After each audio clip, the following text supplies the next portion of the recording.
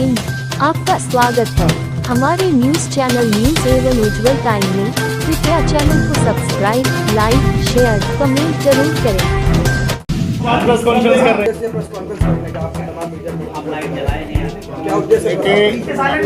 हमारा कर्मठ कार्यकर्ता और सक्रिय कार्यकर्ता परमात्मा निषाद था, जिसके आत्महत्या है कि क्या है, उसके संबंध में एक प्रेस कॉन्फ्रेंस बुलाई गई है। एक तो मीडिया बंधुओं को धन्यवाद देना था कि उन्होंने तथ्यों को सामने लाया और उसको गलत संदेश जाने से रोका है। और कुछ सोशल मीडिया पर कुछ लोगों ने जो पहले से पार्टी विरोधी गतिविधियों में शामिल थे, उन लोगों ने उसको एक तो मेरा समाज कमजोर है और पढ़ा लिखा कम है, उसको गलत मैसेज देने का काम किया गया। उस पर तथ्यों के आधार पर जो भी था मीडिया बंधुओं के माध्यम से अपने जनता, अपने समाज को, देश को, सरकार को भी, और जो एजेंसियां हैं स्वतंत्र जो हमारे संविधान में कर रही हैं, उसको हम जो है उसको आपके माध्यम से, प्रेस वार्ता के माध्यम से पहुंचाने का प्रयास किया जाएगा। जो सही होगा उसको जांच का विषय। कल दिनांक 16/2/2025 को दिन रविवार को निषाद पार्टी के कार्यकर्ता धर्मात्मा निषाद की आत्महत्या का जो प्रकरण सोशल मीडिया पर सामने आया है, साथ ही आत्महत्या प्रकरण में मेरे और मेरे परिवार पर कई तथ्यहीन और व्यर्थहीन आरोप लगाए गए हैं। मैं हमेशा से पछता रहा हूँ कि जीवन अनमोल है, उसको अपने परिवार और समाज सेवा में लगाए रखना चाहिए। कल से लेकर आज तक न जाने कितने आरोप मेरे और मेरे परिवार के ऊपर, पार्टी पर लगाए जा रहे हैं। साथ ही एक तरफा मीडिया ट्रायल भी मेरे और मेरे परिवार के लिए किया गया। लेकिन मैं लखनऊ के वरिष्ठ और आप सभी पत्रकार सहयोगियों का भी धन्यवाद देता हूं, जिन्होंने संयम और धैर्य का परिचय देते हुए मेरे और मेरे परिवार का चरित्र हनन होने से रोका है। जिस तरीके से उन लोगों ने गलत मैसेज डाला था। परमात्मा निषाद की आत्महत्या मेरे लिए दुखद और झकझोर देने वाली है, क्योंकि जहाँ तक मुझे पता है कि वो बच्चा मुझसे लड़ाई कर सकता था और करता भी था। जब उसे कोई गलत कोई गुमराह कर देता था तो फेसबुक के माध्यम से, लाइव के माध्यम से लड़ लेता था। लेकिन जब उसे सही जानकारी मिलती थी तो फिर साथ हो जाता था, और साथ में था भी अभी। और लगभग लगातार से उसका साथ में आना ही बहुत लोगों को दर्द हो रहा कि यहाँ पर उसे हम गुमराह नहीं कर पा रहे हैं। लगभग जब से वो सही चीज़ें जान गया, किताब में लिख दी, एविडेंस दे दिया, तब से वो सही बात जान गया।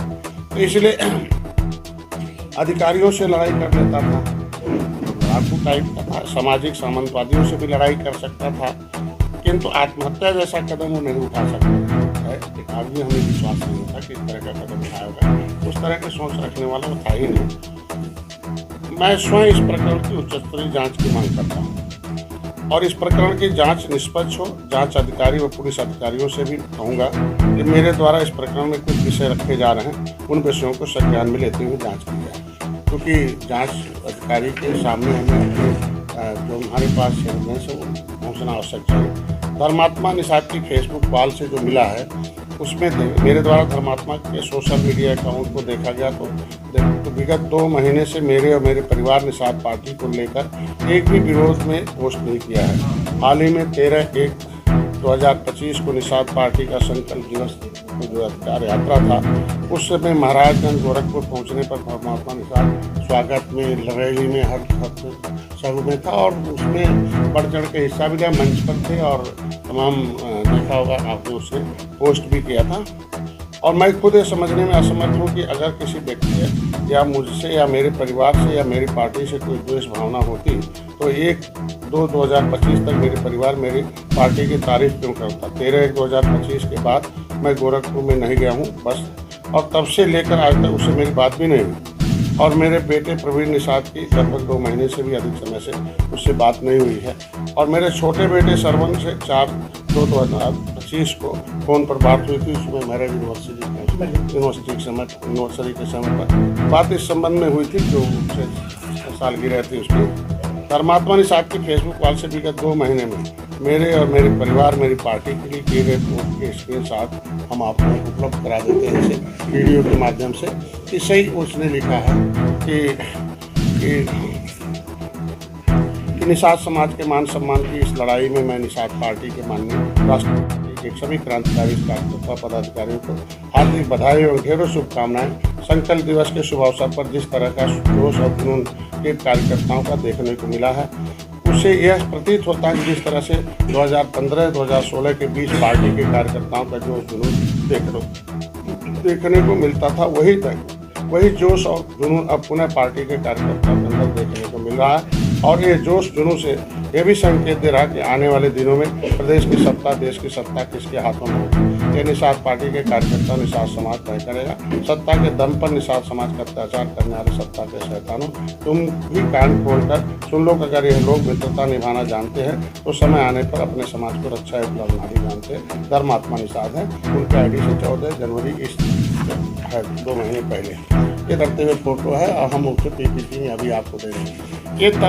ये जब से सही बात जान गया, गुमराह करने वालों से दूरी बना लिया और सही साथ हमारे कार्यकर्ताओं मेरे द्वारा लिखी हुई किताबों को और सभी तथ्य जब एक जान गया, तब से वो हमारी पार्टी के साथ आ गया। तब से जश्न के मूड में जैसे नाचते हुए मेरे साथ है।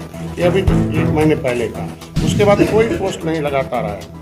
ये मेरे साथ यहाँ अभी देखते होंगे, ये मेरे गाड़ी पर खड़ा होकर स्वागत करते हुए मेरे साथ करते हुए बैठी है। ये उसका धर्मात्मा निषाद का ये पोस्ट है 1 फरवरी का। निषाद समाज की शानयुवा हृदय सम्राट, मेरे आदर्श लोकप्रिय यशस्वी विधायक बड़े भैया आदरणीय इंजीनियर सरवन कुमार निषाद जी को जन्मदिन की हार्दिक शुभकामनाएं, ढेर सारी शुभकामनाएं। भगवान निषाद राज महाराज आपको अथा सिंह राजनीति को उस शिखर पर पहुँचा, ये उसका है। मतलब आदर्श किसे मानते हैं आप समझ सकते हैं कि आदर्श लिखना छोटी चीज़ है, वो उसी के अकाउंट से। इतने पोस्ट देखने के बाद मैं अब आपके विवेक पर छोड़ रहा हूँ कि क्या यह आत्महत्या का प्रकरण मेरे साथ संबंधित है या नहीं है। यह तो विचारने बिंदु है, सभी लोग विचार करें बुद्धिमान। दूसरा, धर्मात्मा की फेसबुक आईडी से जो पोस्ट डाला गया है उसमें ऊपर फर्जी मुकदमे की बात की गई है। जहाँ तक मुझे पता है कि धर्मात्मा पर नवंबर या दिसंबर 2023 में जनपद महाराजगंज में मारपीट के मामले मुकदमा लिखा गया था, जिसका उन्होंने अपनी पोस्ट में भी जिक्र किया है। मुझे ज्ञात है कि दिसंबर 2023 में ही उसको उस मामले में जमानत बाहर आ गया था। कई धाराएं उन पर से हट गई थी, क्योंकि अब कुछ मामूली धाराएं उन पर बची हैं। यह सोचकर अचंभित हूँ कि बीते 14 फरवरी